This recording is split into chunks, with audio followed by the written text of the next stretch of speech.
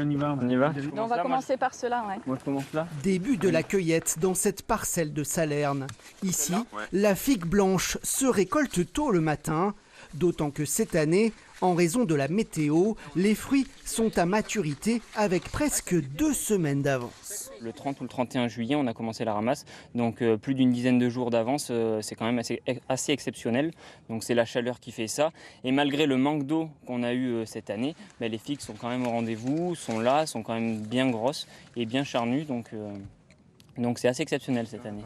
La cueillette se fait tous les 2 jours pour rechercher une qualité maximale. Depuis des siècles, la figue blanche est l'une des spécialités de ce village du Haut-Var. Son côté unique parmi les figues en tout cas qui existent en France, c'est de pouvoir être confite. Et c'est assez paradoxal d'ailleurs parce que la peau est très fine et les grains sont très fins également.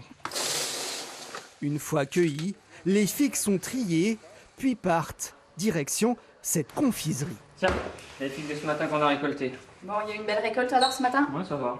Elles vont subir plusieurs cuissons au chaudron dans un sirop de sucre pour les rendre ultra fondantes. Nous, on a une vieille recette de ma grand-mère, c'est 3 cuissons, c'est-à-dire qu'on les a fait cuire 3 fois.